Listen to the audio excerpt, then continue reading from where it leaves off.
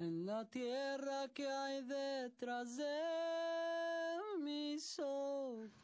Ejército Zapatista de Liberación Nacional. Amarillo Influencias brillante sociales en México y Latinoamérica. lucha, Para empezar con este video, hay que defendemos preguntarnos qué son las influencias las sociales. ideas mudas. Las influencias sociales son un proceso Gracias psicológico, por ser social, donde diferente. una persona intenta influir en los comportamientos y actitudes de otros. Esta incluye Me la guía persuasión, en la medio conformidad social, la del aceptación social y sonido. la obediencia social.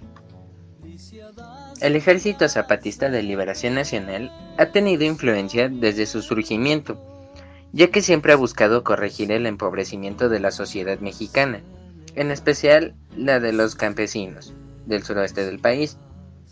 Ha tenido más influencia en la población empobrecida, puesto que se buscaba una política participativa y cooperativa en la que se tomaran en cuenta a los grupos indígenas. Quisiera El Ejército Zapatista de cantar Liberación Nacional se caracteriza por sus ideas de canciones rechazo al capitalismo y a la para globalización. Es un movimiento que siempre ha semillas buscado el bien común para de todos sembrar los habitantes del país, en especial a las semillas comunidades pobres del país. Uno de los aspectos en los cuales la influencia del ejército zapatista ha tenido más peso es en el aspecto musical, así que hablaremos de la música durante el levantamiento armado. Situados en el contexto del levantamiento indígena zapatista en 1944, surgen diversos grupos de rock, ska y otros géneros que apoyan dicho movimiento. Entre ellos está Panteón Rococó.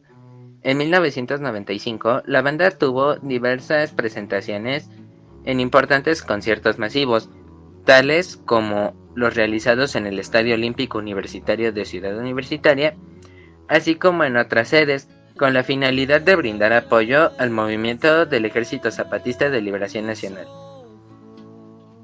A continuación, leeré una nota del periodista Jorge Caballero de La Jornada. Habrá concierto escasero en pro a la causa zapatista. El 4 de marzo, un día después del concierto Unidos por la Paz organizado por Televisa y Televisión Azteca, se efectuará el Festival Vibra Botán, por las tres señales, en apoyo al cumplimiento de las tres señales para el diálogo con Vicente Fox y la visita del Ejército Zapatista de Liberación Nacional a la Ciudad de México. Las tres señales son libertad de todos los presos políticos zapatistas en Chiapas, Tabasco y Querétaro, el reconocimiento constitucional de los derechos y la cultura indígenas, y el retiro de las posiciones militares del Ejército Federal en La Garrucha, Río Uceba y Guadalupe Tepeyac. Todo lo recaudado durante el evento Vibra Botán fue donado a la causa del movimiento del Ejército Zapatista de Liberación Nacional y a grupos indígenas. El acto fue organizado por estudiantes universitarios de la UNAM, UAM, Universidad Iberoamericana y los grupos participantes. Relación del Ejército Zapatista de Liberación Nacional con los movimientos de América Latina. El Ejército Zapatista de Liberación Nacional no es un partido político, ni tampoco parecen tener aspiraciones políticas. Sin embargo, son promotores de acciones y animan a la gente a participar activamente en la política en el marco de su movimiento. Es por esto que su esencia perdura en los grupos insurgentes de resistencia que se han visto reflejados en el movimiento mexicano. La relación del movimiento con fenómenos políticos a nivel nacional aumentó y se expresa en el surgimiento de formas de nuevas luchas insurreccionales a nivel internacional por la lucha contra el neoliberalismo. Las emergencias de movimientos indígenas de resistencia terminaron en gobiernos derrocados y originó nuevos partidos y gobiernos en Bolivia y Ecuador, así como el éxito electoral del Partido de los Trabajadores en Brasil, así como los logros obtenidos en Uruguay y Venezuela. Todos estos fenómenos forman una nueva ola de transformaciones sociales en América Latina, que tiene fuertes raíces en los nuevos movimientos sociales y en su articulación con las fuerzas de los movimientos sociales clásicos con la evolución de la izquierda en su conjunto y con los sectores nacionalistas de las clases dominantes.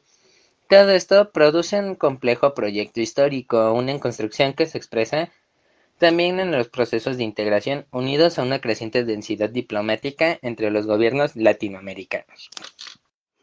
Ahora procederemos a hablar de 4 personajes icónicos que tuvieron que ver con el movimiento o estuvieron involucrados con el movimiento. El primero de estos es José Patrocinio González Blanco Garrido. Es un político mexicano miembro del PRI.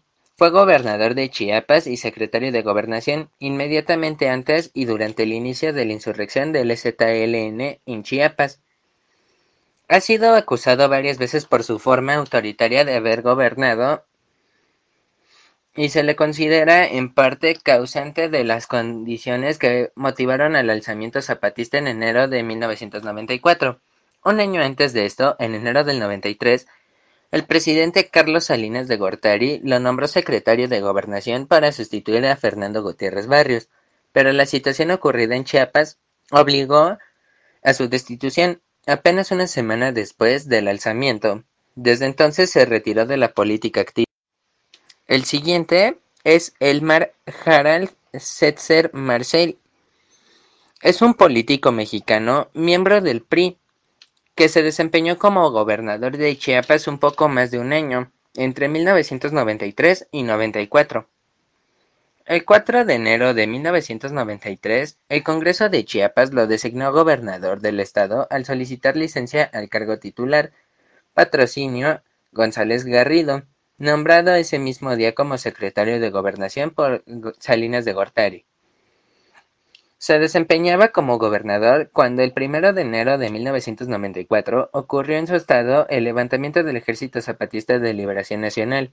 En consecuencia del mismo, el 18 de enero de 1994 solicitó licencia a la gobernatura y se retiró de toda actividad política pública. Ahora es el turno de hablar de una de los personajes más olvidados por los libros de historia, pero no por la sociedad, la comandanta Ramón. Fue una mujer que nació en Chiapas en 1959 y falleció en San Cristóbal de las Casas el 6 de enero del 2006. Ella fue una mujer indígena tzotzil y comandante del Ejército Zapatista de Liberación Nacional de Chiapas. Fue una de las figuras públicas más importantes de la primera etapa del levantamiento zapatista y central para el movimiento de las mujeres zapatistas. Fue una de las representantes más destacadas del Ejército Zapatista de Liberación Nacional durante los primeros años de vida pública del movimiento. El grupo musical chicano Quetzal grabó el tema Todos somos Ramona, en su honor. Ramona fue una de las 7 comandantas encargadas de dirigir el ejército. Su labor de defensa de los derechos de las mujeres indígenas, a la salud, la educación y el pago justo por el trabajo artesanal le hicieron célebre en las comunidades de los Altos de Chiapas. Trabajó a profundidad en el Consejo Clandestino Revolucionario Indígena, el CRI, planeando el levantamiento del 1 de enero de 1994. Formó parte activa de la toma de San Cristóbal de las Casas. Última aparición en público de la comandante Ramona. La última vez que apareció en público fue durante las reuniones preparatorias de la otra campaña, el 16 de septiembre del 2005 en el Caracol de la Garrucha. Ya había sido intervenida por males renales y su salud se veía deteriorada. 9 años después del trasplante regresó el cáncer de una forma más agresiva. Su fallecimiento fue el 6 de enero del 2006. El subcomandante Marcos anunció el fallecimiento de la comandante Ramona durante un evento parte de la otra campaña. Señaló que murió en camino a San Cristóbal y mostró un bordado realizado por ella que habría sido un regalo hecho durante su estadía en el hospital, cuando le fue realizado el trasplante de riñón, como muestra del aprecio entre los dos. De nuestra historia. Venimos a la ciudad a buscar la patria que nos había olvidado en el último rincón del país, el rincón más solitario, peor. Marcos, definido en sus palabras. Marcos es gay en San Francisco, negro en Sudáfrica, asiático en Europa, chicano en San Isidro, anarquista en España, palestino en Israel, indígena en las calles de San Cristóbal, chavo banda en Nesa, rockero en Seúl, judío en Alemania nazi, ombudsman en la Sedena, feminista en los partidos políticos, comunista en la posguerra fría, preso en la Cintalapa, pacifista en Bosnia, mapuche en los Andes, maestro de la CENTE, artista sin galería ni portafolios, ama de casa un sábado por la noche en cualquier colonia de cualquier ciudad de cualquier México, guerrillero en el México de fin del siglo XX, huelguista en la CTM, reportero de nota de relleno en interiores, mujer sola en el metro a las 10 de la noche, jubilado en plantón en el Zócalo, campesino sin tierra, editor marginal, obrero desempleado, médico sin plaza, estudiante inconforme, disidente en el neoliberalismo, escritor sin libros ni lectores, y es seguro zapatista en el sureste mexicano. La otra campaña. El 1 de enero del 2006, Marcos, ahora delegado cero, empezó una gira en los 32 estados mexicanos para promover la otra campaña. En ella busca escuchar al pueblo mexicano, a los organizados y a los que no lo están, a todos aquellos que desde abajo y a la izquierda buscan cambiar el actual estado de la sociedad, siempre regidos por ciertos principios como son el anticapitalismo, la horizontalidad, la equidad y varios más que el propio movimiento irá definiendo en su caminar. Estudios de Atenco en el 2006. El 3 de mayo del 2006, la Policía Municipal de Texcoco intentó expulsar a los vendedores de flores del mercado Belisario Domínguez. Habitantes de San Salvador Atenco apoyaron a la protesta de Texcoco. Comenzó una jornada de violencia que saldó con una multitud de muertos, violaciones a mujeres, cientos de detenidos y varios desaparecidos. A raíz de estos hechos, el ejército zapatista, vía delegado cero, se declaró en alerta roja y suspendió indefinidamente el recorrido de la otra campaña, en demanda de la liberación incondicional e inmediata de todos los presos. Subcomandante Galeano, 2014. El lunes 26 de mayo de 2014 a las 2 de la mañana, Marcos apareció frente a algunos medios de comunicación en la comunidad La Realidad, en Chiapas. Allí anunciarían el fin del personaje subcomandante Marcos, para dar paso al subcomandante insurgente Galeano, en homenaje al zapatista de nombre Galeano, asesinado poco tiempo antes.